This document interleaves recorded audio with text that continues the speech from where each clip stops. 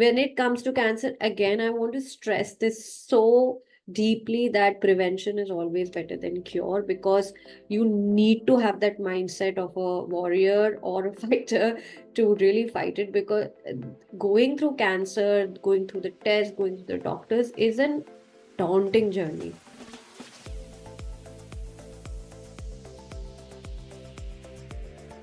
Hi, Shruti. Welcome to the show. Thank you, Sherry. Thank you so much for having me on.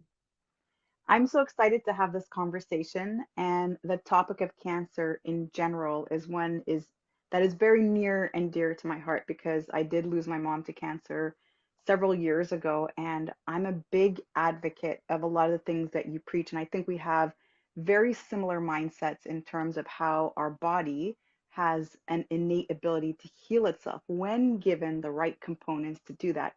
And what I understand is that you have a miraculous story and you now help people through your own processes to not only just work on cancer, but other sort of autoimmune diseases or any other diseases, chronic illnesses that they are struggling to find answers to through conventional wisdom. So, with that said, again, welcome to the show. And maybe as we get started here, you can start to share a little bit of your story and how you stepped into becoming a functional nutritionist and a holistic cancer coach.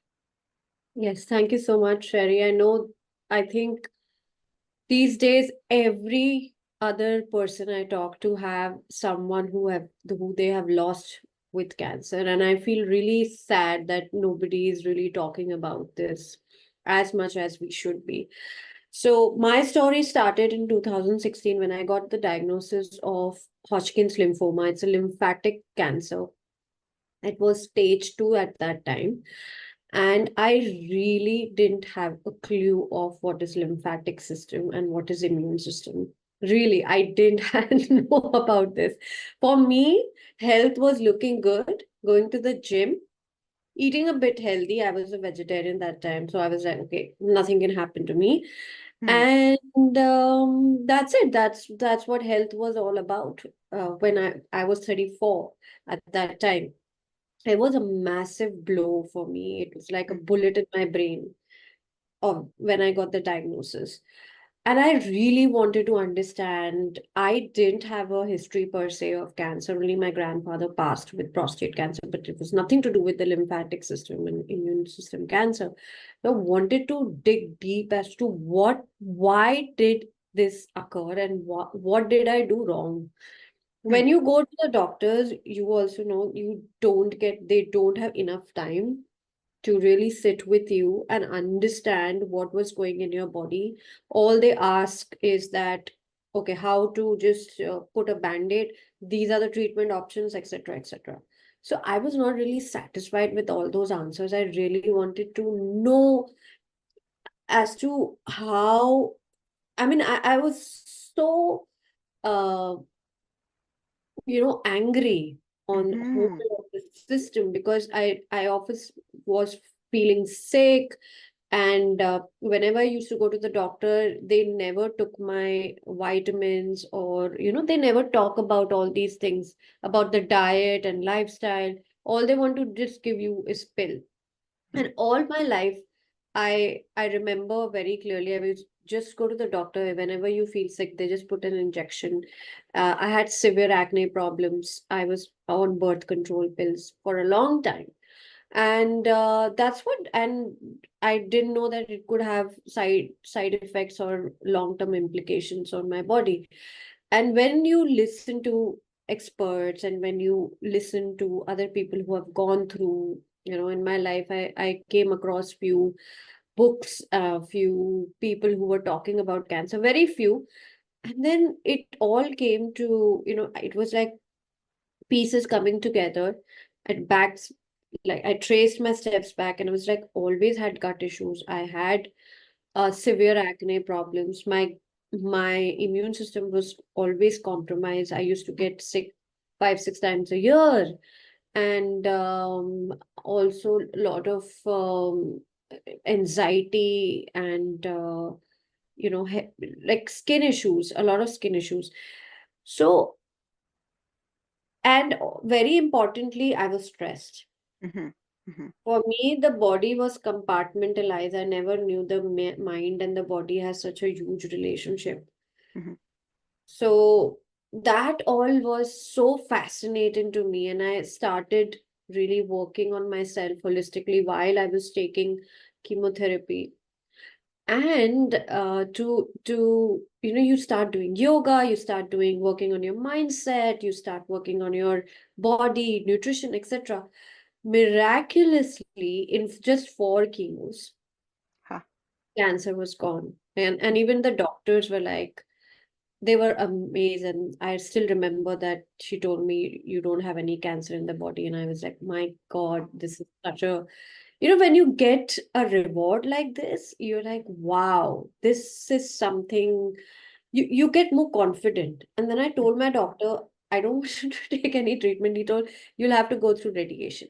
I said, I don't want to go through radiation. I'm going to take a break. I'm going to heal my body my way. And that's what I did. And since then, I am living cancer free. So it's been 7 years now. And that led me, that quest of me living a cancer free life and also educating people that there is hope. And if you do the right things, you don't have to worry about cancer or even going through the treatment. You must do the right way, the right Hmm. things. Yeah. Wow. And Wow. that's what made me come into this profession and pursue this as my passion. Wow. Yeah. It's so clear. I'm just so mesmerized hearing you speak. And one thing I want to just quickly plug in today is that the impression that I'm getting from this conversation is not at all, hey, don't listen to what your doctors say, do this instead. It's not, that's not the conversation, because what I'm hearing you say is, I did the chemo and I also healed the body in another way. So I love that so much. And anyone listening today, I also want to stress that out, because the goal is not to override any medical advice that you've been given. The goal, though, is to become curious and to learn that there is this body's innate ability to heal itself, and understand that we're not just body that's just flesh and it's just in a textbook and there's all these symptoms with a pill, but there's a spiritual connection, there's an emotional connection, there's a psychological connection, and there's a nervous system connection. Because you spoke a little bit about vitamins, and you also spoke about the nervous system. And what I love about this conversation is that, Shruti, I help women overcome unwanted eating behavior through addressing the nervous system. And while most people are looking at diet and exercise, diet and exercise, diet and exercise to work on the side effect of the problem, what is the problem? Overeating, using food to cope, and really having this disordered relationship with food. The side effect of that, of course, is over time, there's going to be adverse effects due to the compulsive overeating. And so when you understand the way the nervous system works, and from what I also understand is that this is something that you went through for a long time. You suffered from anxiety, and that came out and manifested in your body in very different ways. So I actually want to get a little bit more deeper into this conversation and talk about what were your findings. And more specifically, it seems like nutritionally, you gave your body a lot of things it was missing. And you also mentioned gut health, and then you mentioned the nervous system. So, how can you Yes. expand on all those as different modalities that we can use to address maybe any chronic disease, not just cancer?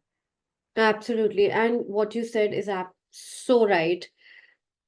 And now I remember, when I was depressed, I was also going through separation, like a divorce, before Oh, I got my right. diagnosis. So I was eating a lot of sweets. Hmm. I was emotionally eating, and I had put on, like, I was bloated. I was Yeah. completely bloated, and my mom and came and saw me as, what's happening to your body. And I completely believe that, that time I really didn't realize that why am I eating? What space am I uh, putting myself into? And it's like, it's a void, and you're trying to keep the food. Like, I was prone to eat sweets. I loved Mhm. sweets, so sweets was my solace that time. Yeah, right. So, my nervous system was not regulated, and that's Hmm. why I was craving all these sugary foods and stuff. 100%. Hmm. So, what I would like to say, yes, there are a few nuances. Like, gut health is extremely important. I cannot stress out how important. Hippocrates said that everything is in your gut. In Ayurveda, we say all diseases start from your gut.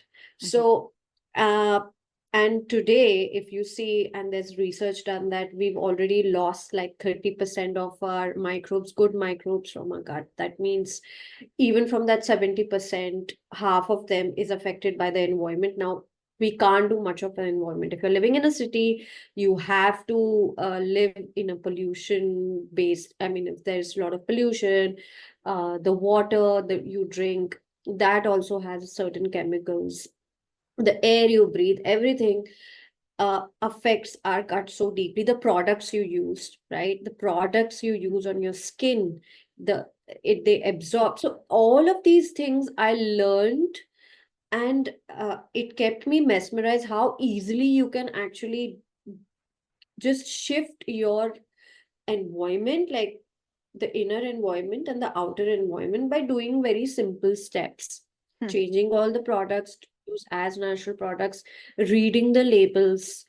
If you're taking food from outside, processed foods, just flip and see the labels. What are you ingesting? Right. If the chemicals and the like all these fertilizers and all based, then that's a simple thing which you could do.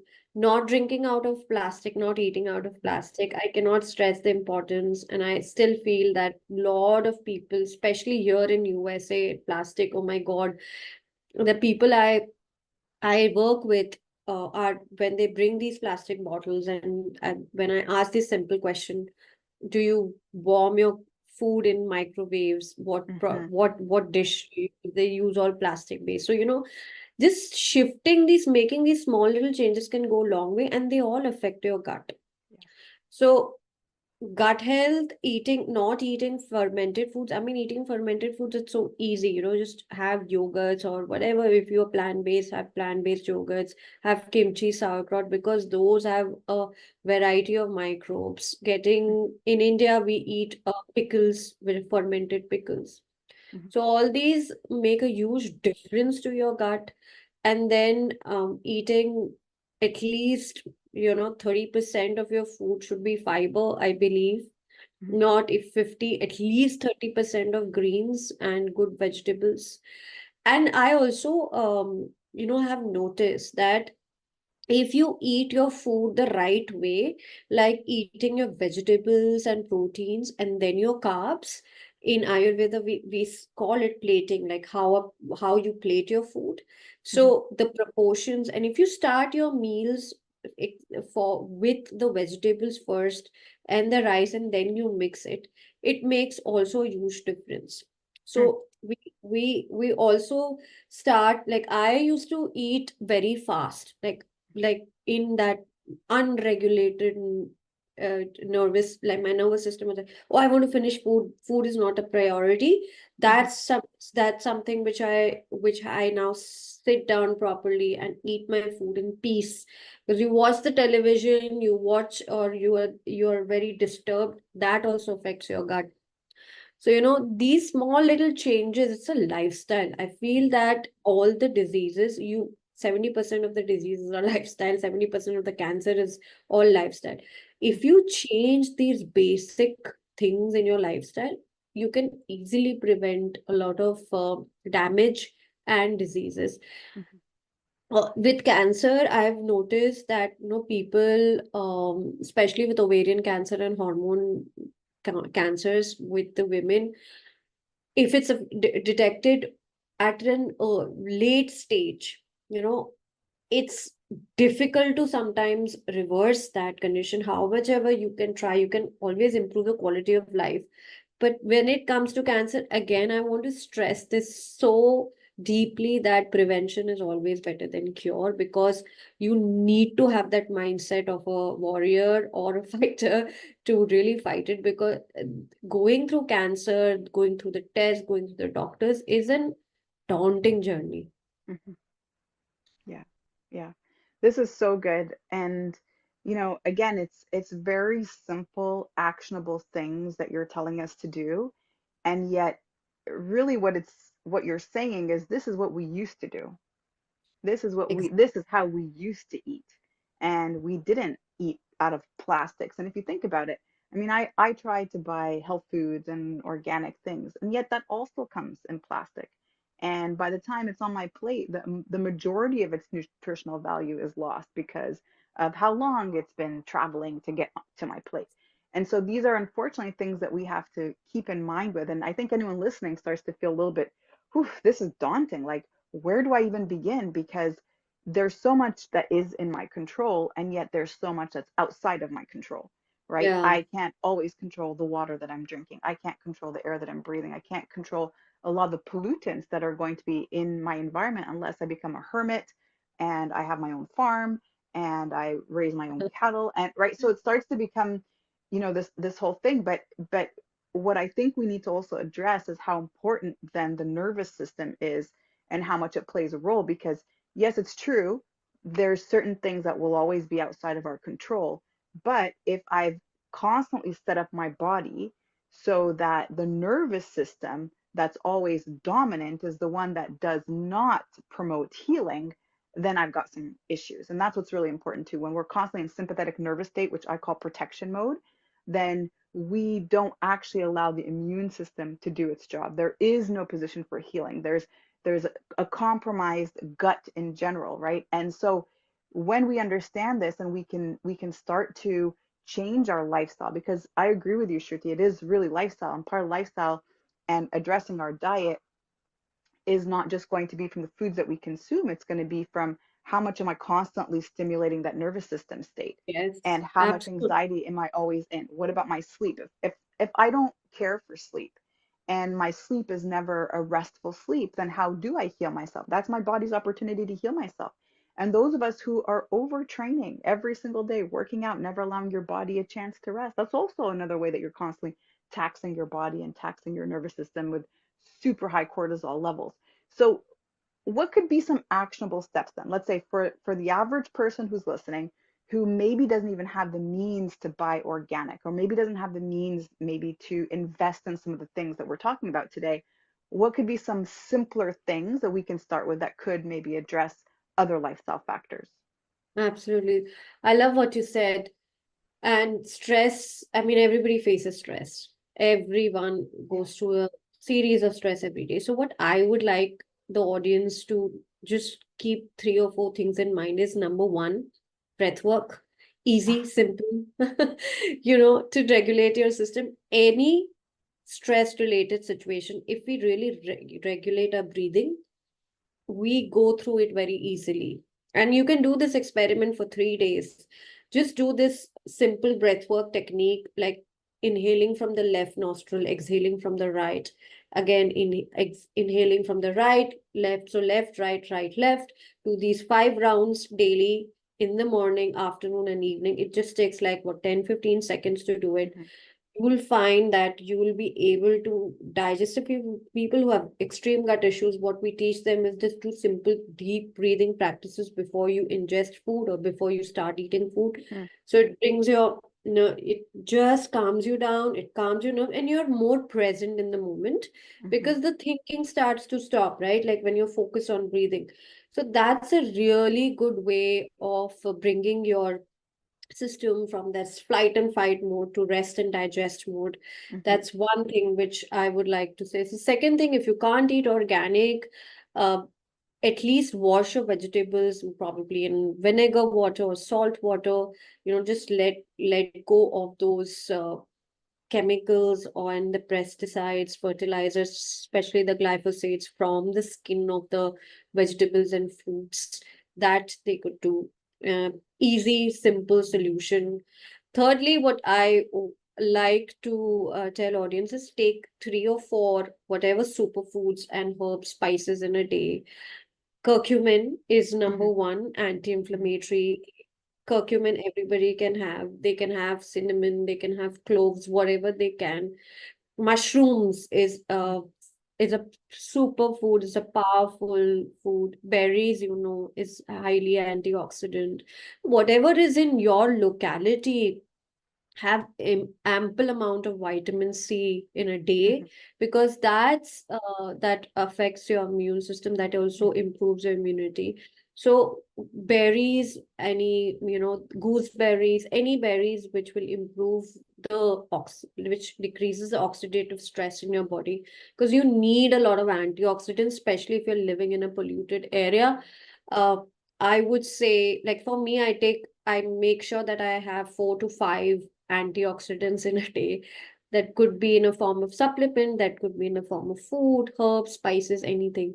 So that will protect you, and also make sure that you move. There's some amount of movement, uh, be it yoga, be it Pilates, you go to the gym, just move your body, because you need to detox, and make sure that you sleep well again. As you said, sleep is extremely important. Can't stress upon. I was not sleeping well, I remember.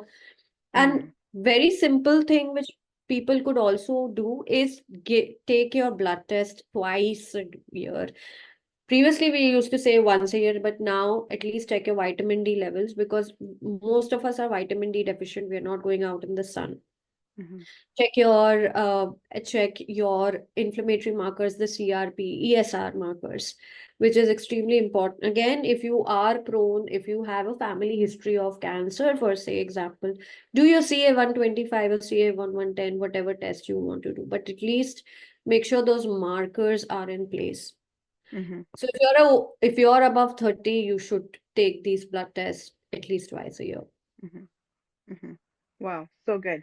And I think also we could talk a little bit about poop elimination, because Yes. this is such an important topic, especially that we're talking about gut health. This is something that most of us shy away from. And I don't remember where I read this statistic, but the majority of people actually don't really eliminate completely. Like most people are actually constipated, even if they have, and sorry for all the graphics for all of you listening, but even if you do tend to have diarrhea more often, there's still constipation that you could actually be experiencing. And the way that the Yes. body is expelling toxins and all of these things is through stool. That's its form of elimination. So what Shruti would be something that we want to look for, that would be what we actually want to aim for accomplishing in terms of frequency of elimination? What I don't like using the word normal. I'm trying so hard to not use the word normal, because that's very different for each person. But what could be something that would be ideal for us to make sure that actually we are eliminating, we are releasing toxins, and the digestive system is functioning optimally? What could that look like? That's such a brilliant question, Sherry, because it's so important. First of all, examine your poop. What Hmm. color of the poop? We also, like, in Ayurveda and in our study, we also try and understand what form of poops are. It's a Yeah, really gross question, but we give them a stool chart and we ask them the Bristol stool chart, what form of yeah. poop are you doing? That shows us whether you're dehydrated or you're not underhydrated. That's one thing which we can understand. If you have, the best way to know whether you're excreting properly is not is have beetroot, and see if you if yeah have beetroots, and see if you are like if you're pooping it the next day, or how many days the color is still there of the beetroot Oh, in your poop. So if it's the next day, it's fine, but if it continues having the third or fourth day, that means there's a problem in your gut. So oh. the best way to judge your gut is through beetroot. And if there is a problem in your gut, then there might be number one reason could be you are not dehydrating your gut well. That means I'm not saying just taking water 7 or 8 glass. That means the cellular hydration is not enough. Hmm. So how do you improve your cellular hydration is have fruits and vegetables, Hmm. not fruit juices, but more fruits and vegetables, because those have good water content plus the minerals. We don't Hmm. absorb minerals sometimes, we are magnesium deficient also. 70-80% of the people are magnesium deficient. So there could be some mineral deficiency also in your gut. Hmm. So improving that also, make sure that we defecate properly. And if people, like I've seen in this country, since people have a lot of constipation, like people are going Hmm. once a week, twice a week, that's Yes. extremely dangerous. Such Hmm. extremely, you should poop every day. If you see an animal in the nature, he will defecate every day. Like he'll go and like the dog, he has to run once or twice Twice. a day, Yeah. right? Hmm. Even if for humans, we should be going to the loo once or twice a day. And if you're not going, that means there's something wrong. Hmm. So try and understand your gut. Are you taking probiotic like in the form of food, probiotics, prebiotics, and simple way of improving your constipation would be, I'll give one tip would be, if you take lemon water in the morning, like just have lemon water in the morning, warm water in the morning, and you will start, improving your gut, and especially with the constipation in 3 or 4 days. It is so Oh, powerful. okay. So, or you can just do the lemon rind, whatever you feel like, or Hmm. having flax seeds, like having flax fiber. Just, Hmm. these simple things can improve the constipation. You don't have to run to the doctor. Try doing it at home. Just improving your fiber intake would also improve the constipation problem at home. Wow, wow. This is Yeah. so good. And I think also just movement, right? Remembering that also Oh, as we yes. walk and movement Yes. helps stimulate that as well. Very, very true. And you know the best, because with we are sitting, and the sitting is the new smoking.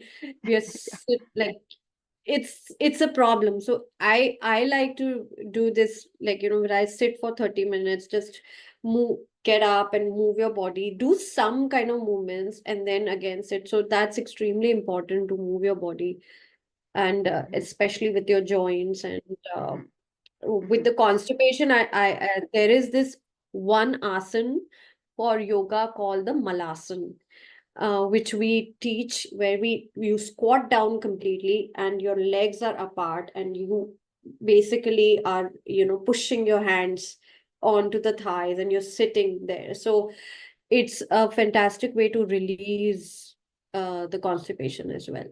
Wow, so good, so good.